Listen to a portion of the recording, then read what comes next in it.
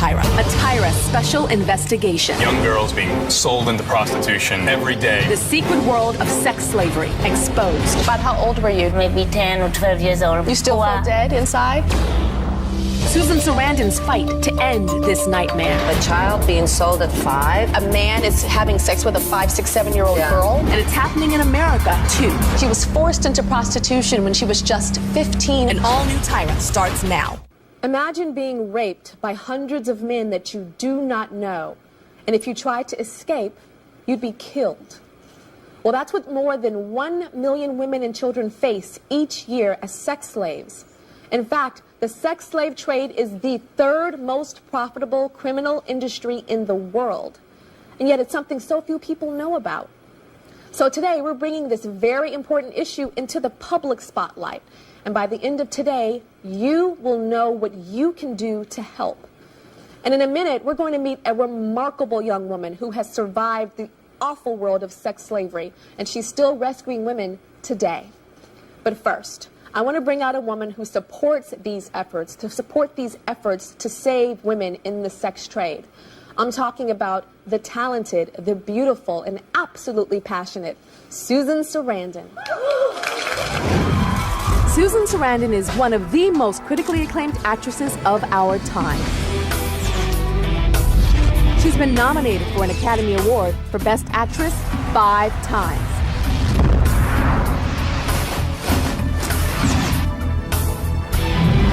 She took home the statue in 1995 for her riveting performance in Dead Man Walking. In her latest film, Disney's Enchanted, Susan plays an evil queen in a modern-day fairy tale. But it is her work off the movie set that is truly deserving of an award. Susan works courageously and tirelessly fighting for justice, tolerance, and human rights for all. In 1999, she was appointed UNICEF Goodwill Ambassador, and she works closely with Pepper International. Not one to shy away from the headlines, Susan is often seen on the front lines, marching, picketing, working, to give those who cannot speak for themselves a loud and unwavering voice. Come on out, Miss Susan Sarandon.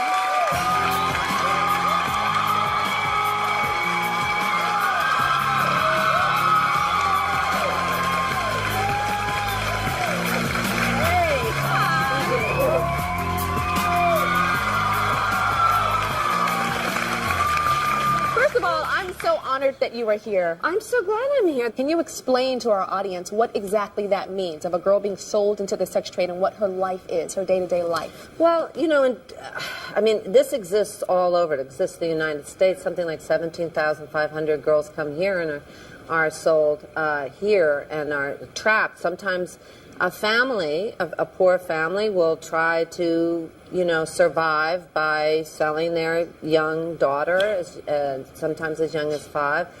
And, you know, you can end up in a situation where you're part of a business deal.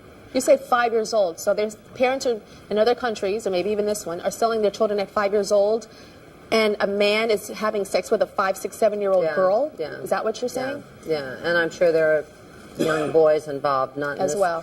case, but that's true. It's gotten younger and younger and younger, and then there's also this strange myth that if you have sex with a virgin, it can cure HIV, which has spurred a whole... In Africa, that's a whole new thing. Terrible. Well, in Cambodia also. Really? Okay. Yeah, And of course, once you become so disheartened that you can imagine that what happens to your identity in these circumstances, and you see, you know, other girls murdered when they won't conform, well, you kind of just give up, don't you? And so when you have somebody that's nearby, you can go there and you can get help, because sometimes it's very hard after you've been in this kind of situation for a number of years. How do you re-enter? How do you get out? Yeah, How do you, even if you want to get out, how do you support yourself? Who's going to pay attention to you? You know, nobody wants any part of you by that time. Maybe your family doesn't. So who do you go to for help? And how do you get a profession? How do you get healthy? How do you learn to read and write? These girls, the vast majority of them can't read or write. Well, my next guest, Somali, is truly at the forefront of combating human trafficking, and it's a fight that she had to take on too early in her own life. Cambodia is home to one of the largest and most horrific red light districts in Southeast Asia. The UN estimates that there are 10,000 to 20,000 people working as prostitutes in Cambodia. And even more staggering, at least 25% of them are children. Somali Mom was one of those children.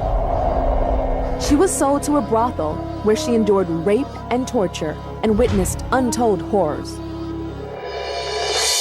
Somali survived her horrific past and developed the AFE-SIP, an organization which rescues and rehabilitates young women forced into prostitution. In 2006, she was named a Glamour Woman of the Year. Good evening, everyone. Tonight I'm very honored and very moved to be introducing an incredible, brave woman, Somali Mom. Somali is a true hero, offering light at the end of a very dark tunnel. I just want to say thank you for all of you, and then I hope that all the world, we don't have the victim again, like me.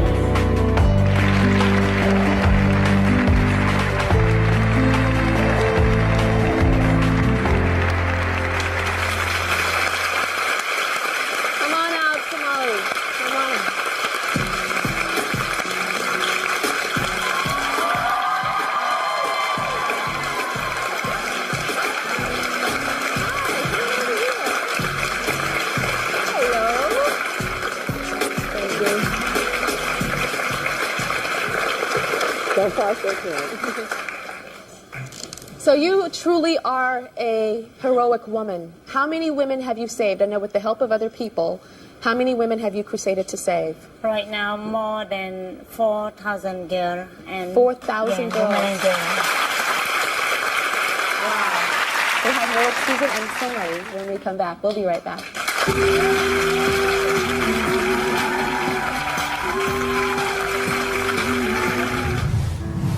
Up next, and I know you tried to escape the brothel, and what happened when you tried to run away.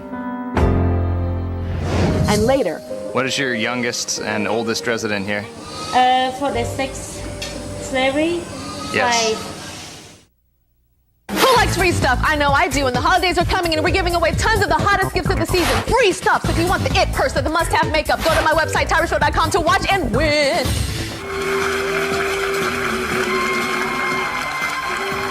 Today we're taking a close look at sex slavery, and still with me is actress and activist Susan Sarandon, and a woman at the forefront of the battle against sex slavery and human trafficking, Somali. So I know that you had a really difficult childhood, Somali. Can you walk us through that? Yeah, you know, myself is like a lot of children in Cambodia. I was born, I don't know my age. I don't know who I am. I don't know my name. You don't know your birth call name? me, Somali call me, and it's not easy for sure that I need my parents. I need love. I need my mom. When the people come and look at me, he say like he love me. He want to bring me to find my mom, and you know I like to go with him.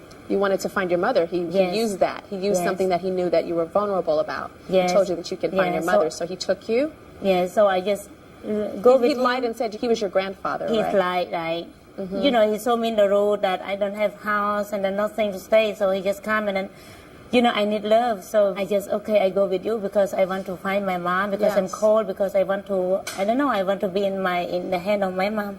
After he, you know, just one day, he asked me to working for him.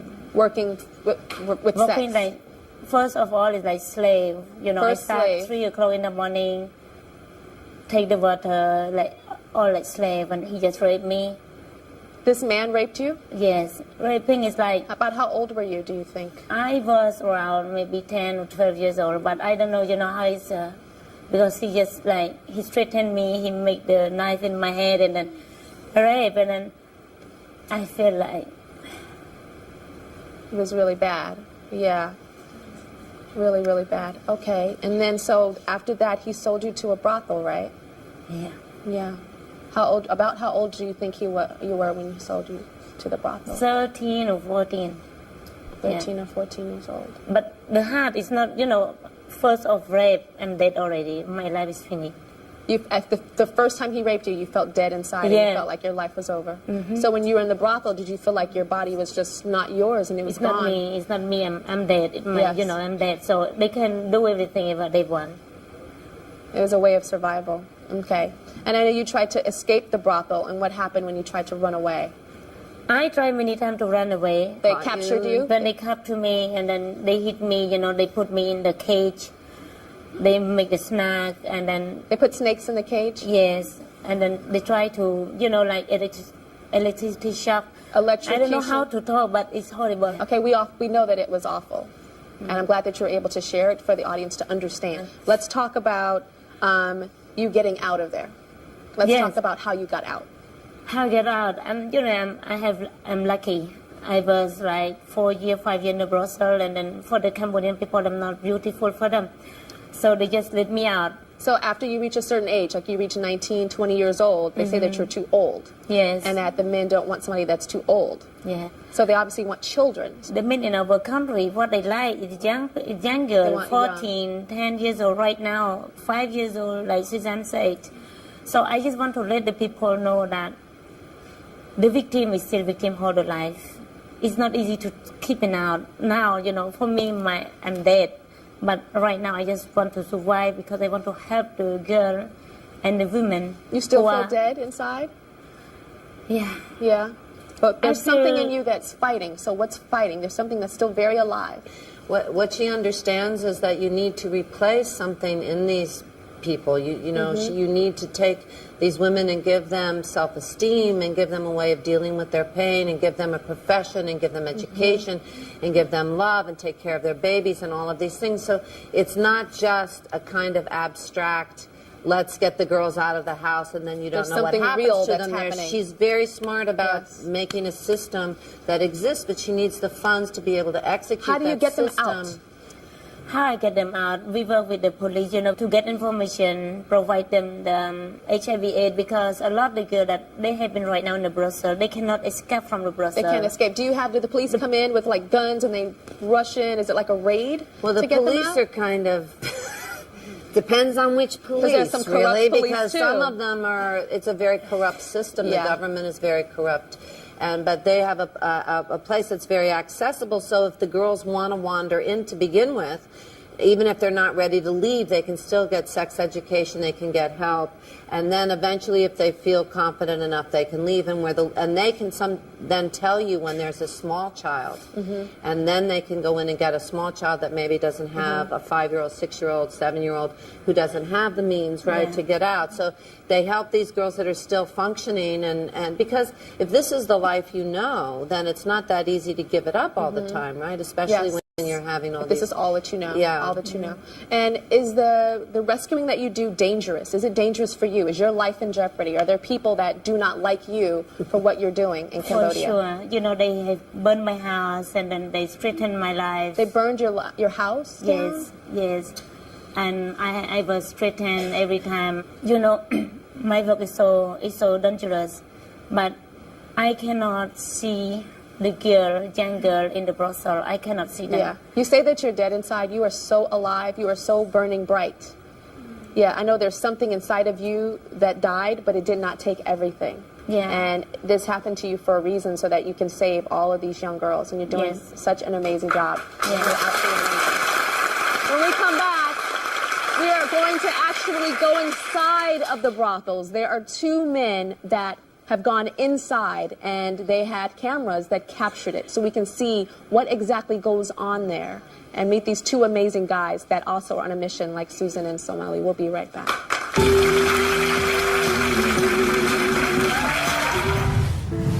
Up next, And how old was she when she came here? She was 6 years old. And how long was she in the brothel for? I think 2 years. 2 years. still to come. You went inside some of these brothels. What did you see? Well, you know, I saw really just conditions of sheer squalor.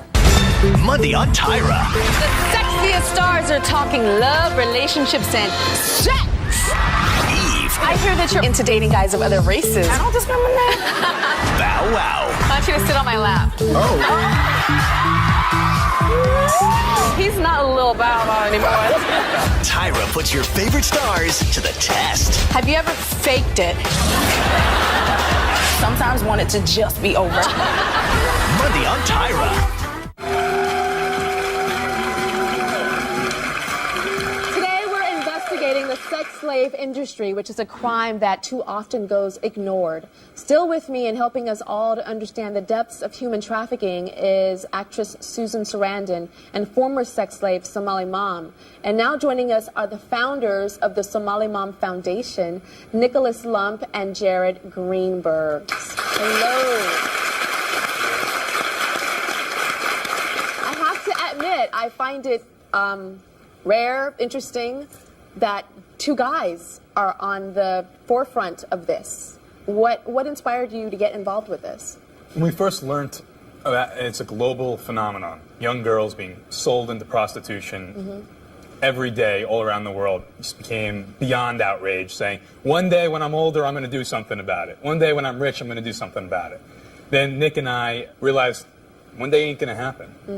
And that night, we both made a commitment to go ahead and get involved in the cause and raise $1 million within a year to help combat the sex slave trade. And how old were you when you came up with this? 24. 24, so Yeah. very young. Yeah. So you guys hopped on a plane, and where'd you go?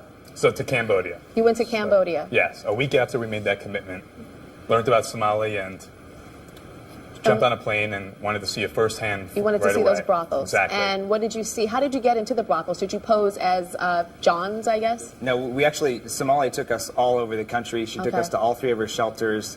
First day we got there, we went into the red light district in Phnom Penh. And the image I still have is these 3 girls sitting in front. They sit in front of the brothel. And they were young, maybe 15, 16.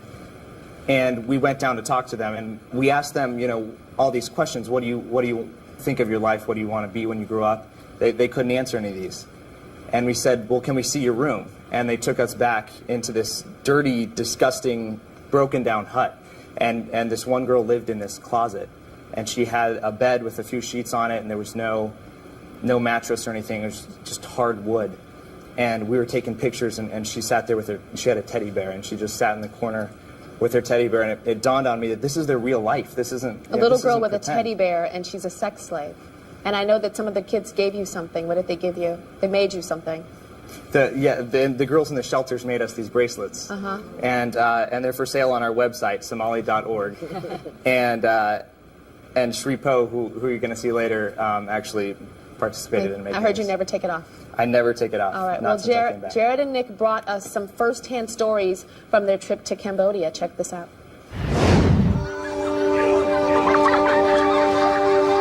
Last summer, Nick and Jared took a journey that would change their lives. Here we are in Cambodia. These are the women they met. And these are their stories that they cannot forget. She had been raped last night. Her father, he had the accident. And then he had the accident, and then she's so poor, she didn't have money. So she just come here to sell herself to get money for her father. They went to one of Somali's schools to visit some of the girls who had been rescued from sexual slavery. And here we are at the school in the middle of nowhere.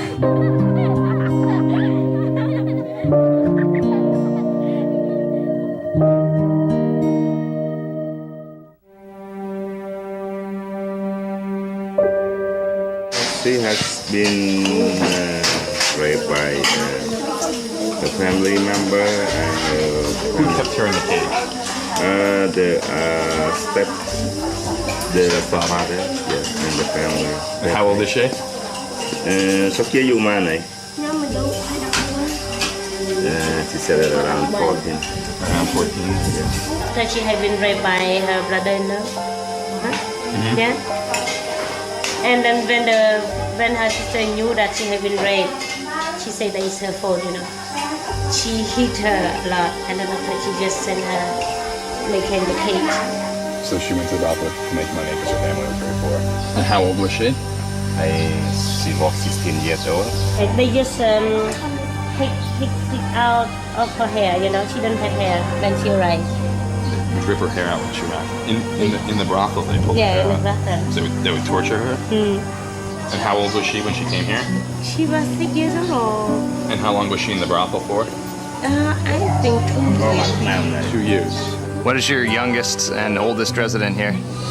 For the sex slavery, Yes. her, sick right now. Their past is heartbreaking, but with the help of Somali's shelter, there is hope for their future.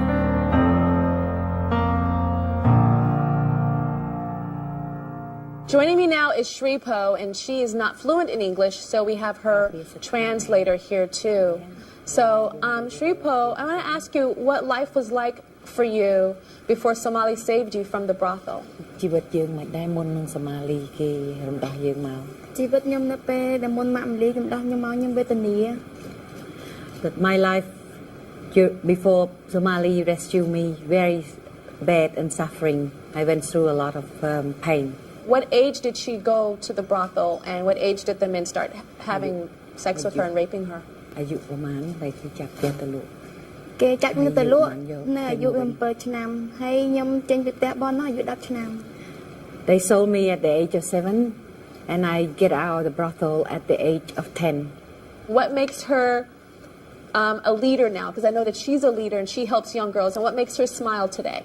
ហើយក៏សួរថាឥឡូវហ្នឹងយើងសប្បាយចិត្តយើងរីករាយជីវិតយើងមិនដែរឥឡូវហ្នឹងខុសពីមុន ឥឡូវហ្នឹងជីវិតខ្ញុំភ្លឺស្វាងមែនតើដោយសារម៉ាក់មលីជួយសង្គ្រោះខ្ញុំចេញពីផ្ទះបនហ្នឹងមក Since my mom Somali rescued me from the brothel, my life have light and brightened up. I'm happy now and I have future. Yes, you do have a future. Thank you so much. Thank you. I understand that there's something for Susan and I hear. You want to come bring it? Sit right here. Sit right here. What do you have?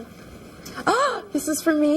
Yeah. Oh, thank you. How do I say thank you in your language? Thank you. Onkun. Onkun. Onkun. Onkun. How long does it take to make a bracelet? ធ្វើប្រហែលថ្ងៃបានហើយមួយ ម៉ាក់ធ្វើពេល1ម៉ោងធ្វើបាន20 She can make 20 in 1 hour. Look at you. That's And I really wanted good. to show you something else that she made that she brought for me that was thank you. She likes blue for She likes blue for me.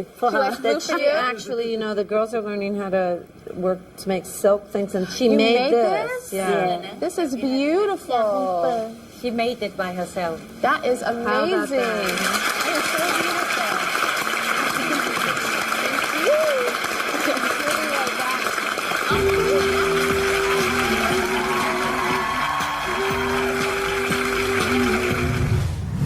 Up next, he told me where to walk and what to do, and I did it. I remember when I got back, I couldn't do anything but throw up. And it was like that day I threw up my soul. Tuesday on Tyra. They're the talk of Hollywood. Nicole Richie is pregnant with your baby.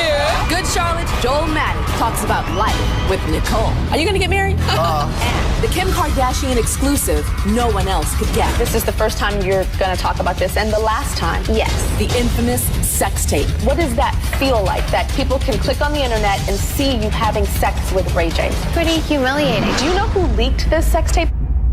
Tuesday on Tyra.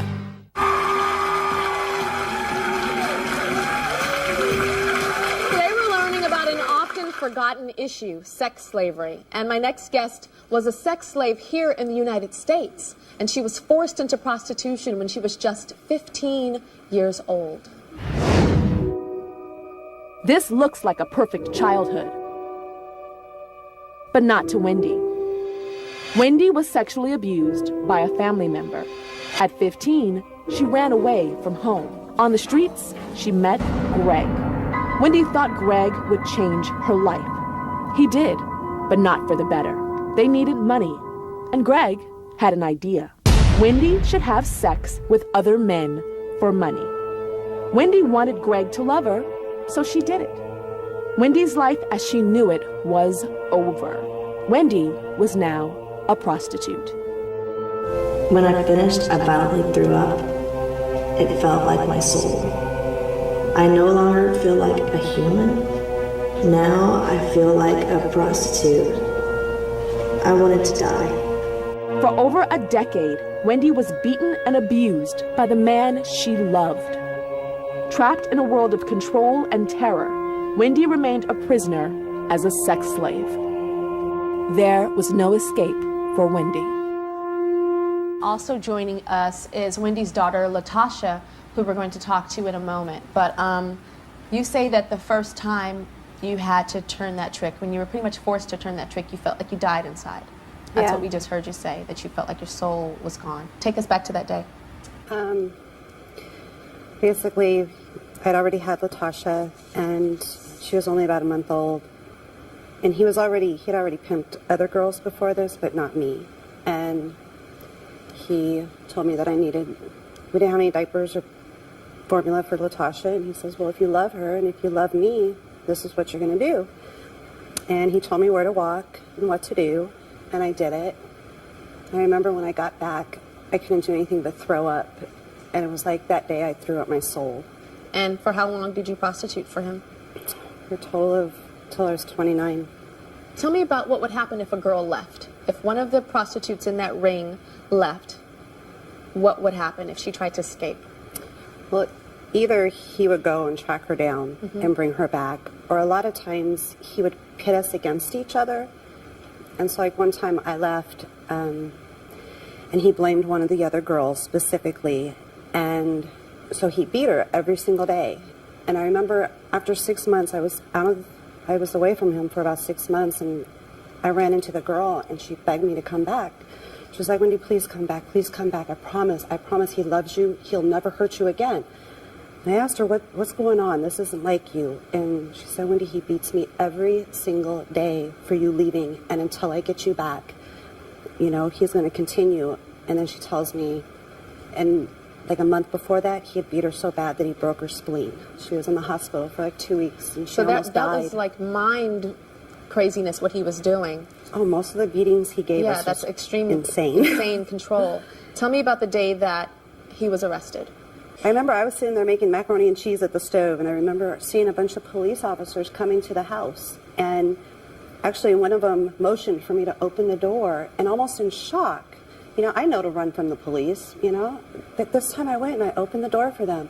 They came in, they threw him on the ground, they put him in handcuffs, and I was so relieved. I was like, oh my God, finally, you know, maybe this time they'll keep him away. Maybe this time, you know, I'll be free from him. And all of a sudden, as they were taking him out the door, they came and put the handcuffs on me and were arresting me, and I couldn't figure out what did I do wrong? I don't understand. The thing is, I grew up. I was now 29 years old, and there were still girls. I mean, he'd always get the girls when they were anywhere from 13 to 16 years old. And so I was working the street with girls that were 13 years old when I was 29. So you were almost an accomplice. Even though you weren't the pimp, you knew about it. And because you didn't do anything about it, you were still being controlled by him, almost like a little girl. But because your age was an adult, you went to jail. Yes. How many girls were there at once? Over the time, anywhere from 4 to 15 girls at any given time. At one time. Yeah. Okay, but you say that going to prison was not the worst thing in the world for you. No, why is that? Actually, it was a huge blessing. I remember my first day in prison, sitting there, and I felt freedom for the first time in my life. And it was just the most incredible, awesome feeling. You said you were looking at the barbed wire and feeling freedom. What does that mean? Why did you feel freedom? Because I was free to make my own choices and accept the consequences of them. I mean, because they locked him up. They gave him 10 years. So I was free for the next 10 years at least. I am free to create my life and do what I want to do. And Latasha, you're here.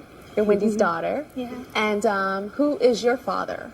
He was my mom's former pimp. The same man that we're talking about that was in jail? Yes. And so you grew up in a house where prostitution was going on. Prostitution that was, you know, by choice for some, I'm sure, and prostitution by force for others.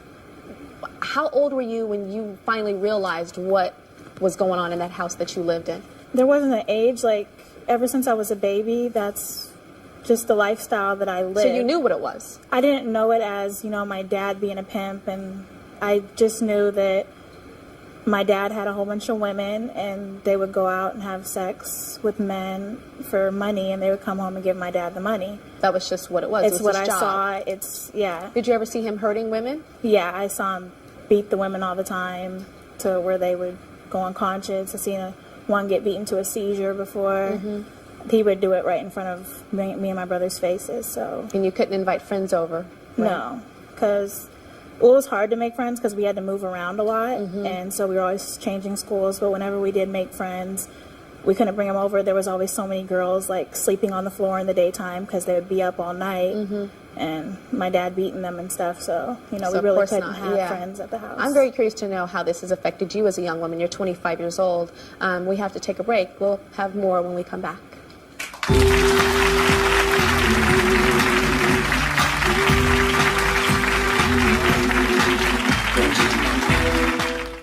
Hey Tyra fans, the Tyra Show has moved to New York. If you're in the New York City area and you want to be a part of my live studio audience, go to TyraShow.com for free tickets. Monday on Tyra. The sexiest stars are talking love, relationships, and sex. Eve. I hear that you're into dating guys of other races. I don't discriminate. Bow Wow. I want you to sit on my lap. He's not a little Bow Wow anymore. Tyra puts your favorite stars to the test. Have you ever faked it? Sometimes want it to just be over. Monday on Tyra. Today we're going inside the very disturbing world of sex slavery, and still with me is former sex slave and prostitute Wendy and her daughter Latasha, and also joining us is author Ann Bissell, who we'll be speaking to in a minute. So before the break, Latasha, I was asking you how you as a little girl, how it affected you growing up in that house. What happened to you when your parents were arrested? Mom and dad goes to jail. Where did you go? I went to a foster home, me and my two brothers. And how long were you in the foster home for? A year. Your dad was in prison and you would write him? Yeah, we wrote back and forth to each other until about a year and a half ago. He got married when he was in prison. Who did he marry? One of the girls. One of the prostitutes? Yes. And he had wrote me a letter. The girl had left him, and he wrote me a letter blaming me for the girl leaving him. And he called me all kinds of names. He said he hopes I'd die, and he would sell his soul to the devil to, like, see me get hit by a car and die a painful death. Like, it was like a 5-page letter. Ever since then, I haven't talked to him. How did that affect you? Because you seem like you're saying it like he's crazy and he was saying all this stuff, and like it didn't get inside. Did it get inside when he was saying it did. Like, people say I should forgive him, like, mostly on his side of the family, or like, you should forgive him. And I try to, but it's just something I just can't forgive him for right now. It hurt so bad when I read that letter. I just can't. It's understandable. Very understandable. Ann Bissell is a former prostitute who helped Wendy get back on her feet when she got out of the brothel, and she's also author of Memoirs of the Sex Slave Industry. So, Ann, how did you become a sex slave? I was a teenage runaway, and I ran away to San Francisco, and I was offered a job working as a babysitter, but the guy tricked me and coerced me, and I wound up living in the basement and having to have sex with him on a daily basis. And then about 2-3 months later, the cops came and noticed I was underage, and so I was able to escape and go back to live with my father. Most people don't think of what happened to me in that basement as a form of domestic trafficking, but that's actually trafficking. If you are coerced, promised a job, and then sex is a part of it, that's trafficking. After that, then you turned to prostitution. Yes, I got into official prostitution at the age of 17, and I worked for a madam. And that's actually how I worked my way through college. So I was in it from about 17 to 22. And how did you get out? I got into it because I got married for the first time, and I got into the computer industry. What advice do you give women that are in the same situation that you were in and that Wendy was in? What I want to give everybody is that they can have a first point of contact. They can contact sex industry survivors. We have the only nationwide helpline. We get calls all over the country. We've started a whole campaign called Operation Silver Braid. And the first strand is survivors of prostitution, domestic, international, and domestic violence. The second is communities, because communities don't know how to deal with this issue until it gets so bad that right next door to them is a child porn ring. And the third is moving on past the trauma. And Wendy's been affiliated with my programs for the last few years, and it's just been so amazing to see her growth and to see how having just a first point of contact helped her. And what about children of, for instance, Latasha? Can she contact that organization? Yes. Kids like Latasha, can they contact to get help as well? Yes, we have all our sites listed with your sites. Okay, so if you go onto tyrashow.com or our website here, you'll be able to get all of that information. Thank you so much. Thank you. And you have gone through hell and are such a survivor. Yes. Such a strong survivor. I'm very proud of you. Okay, we'll be right back.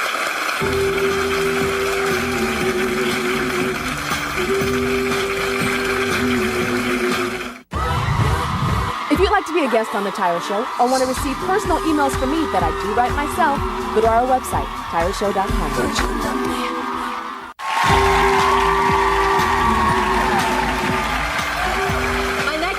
Was a star on the soap opera The Bold and the Beautiful, but he quit that job to take on the sex trade industry, and he created a documentary about the subject. I'm talking about Michael Corey Davis, and here's some of that gut-wrenching documentary.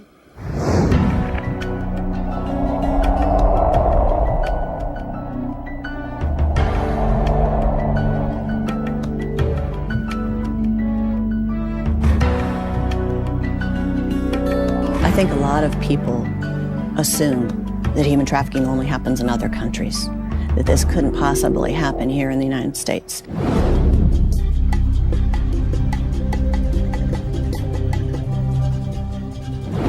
Some of the women I've talked to had been promised legitimate work and given legitimate visas to enter into this country. And when they got here, they were instead brought to an apartment or a hotel room and initiated into prostitution. That means they were gang raped by the traffickers and then moved into the sex businesses.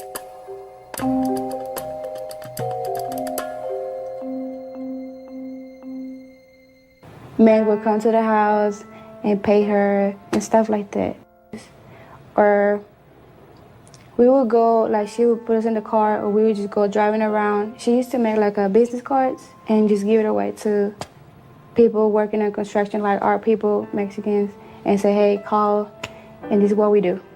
And they would call, we would go over there to their places, you know. And where was this? Here. Here's where? Here's Austin. She made me have sex with different people, man, so, yeah. Can you even recall how many men are? Too many. I can't even tell you. How long were you in the house for? I was there for like 3.5 months.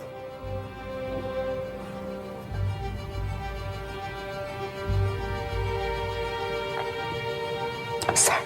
Oh, it's okay.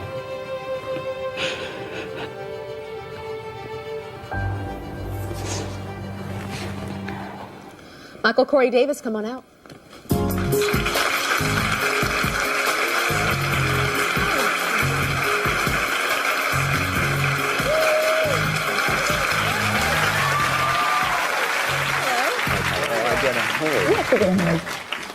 Have a seat. Thank you. So you quit your job. You quit your job as a soap star to do this documentary and to be a crusader against sexual human trafficking. Yes, I did. I was in Bulgaria in 2003. I was making a movie for the Sci-Fi Channel, an action film, and I got invited to a fundraiser. And at this fundraiser, it was held by a Bulgarian organization called Face to Face. And at this fundraiser, I learned about sex trafficking. I learned that a lot of the girls in their country were targeted by traffickers for forced prostitution purposes. I was moved by what I heard, and I said to them, I'm in this country for 2 more weeks making this film. Can I be a celebrity and go and meet these victims and meet the potential victims and Because speak Bold and to the them? Beautiful is huge, the biggest soap opera across the world. So I can imagine in Bulgaria, they're like, oh my gosh, yes. Certainly. It's like the Desperate Housewives of the world. Of Eastern Europe. Yeah, it's very big. Exactly. All right, and so you went inside some of these brothels. What did you see? Well, you know, I saw conditions of sheer squalor. Use condom wrappers in some of the brothels. In the orphanages that I went to, I got to see the 3 kids in a bed, you know, sleeping in a bed, really squalid conditions.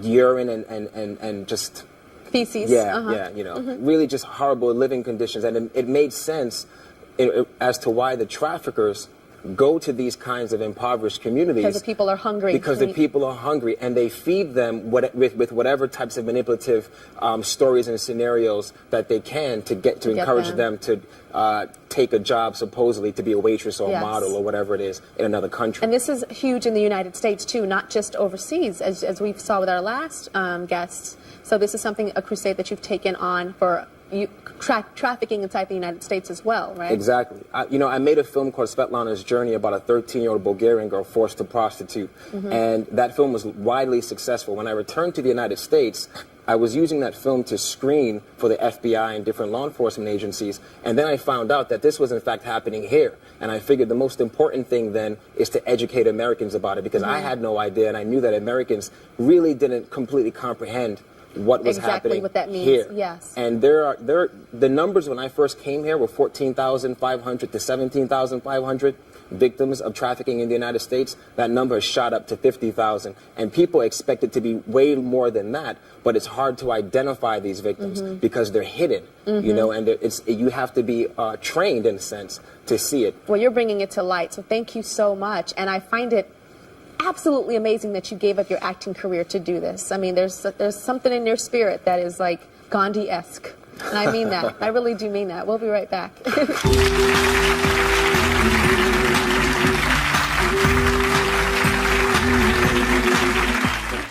Hey Tyra fans, the Tyra Show has moved to New York. If you're in the New York City area and you want to be a part of my live studio audience, go to tyrashow.com for free tickets. So I'm back with Susan Sarandon. How can we get young people involved? Because a lot of the times they feel like they cannot make a difference. They feel like they're just one person, or sometimes they're preoccupied with their own things. How can we inspire them to... It's a good connection because it's kids reaching out to kids that are their own age. Well, you can go to Somali.org. You'll be able to find out more about this particular organization, this particular problem, Somali.org. I'm sure everybody that's under my age knows how to go there, and I don't. I mean, I think the show is going to make a huge difference. The first thing is to educate yourself, and if you find something you feel passionately about, every little bit helps. I mean, you can see, especially in a country like that, a little bit of money goes a long way. And just even being aware of it, I think, is a really important And to spread the message and to spread the word. Yeah. Well, thank you so much for coming. Thank you for doing Thank this. you. I'm really, really happy. They made their first TV appearance on your show. I know, and they did so well. Didn't they all so do well? They did a great job. So thanks to Susan Sarandon and Michael Corey Davis for helping to shed some light on this important issue.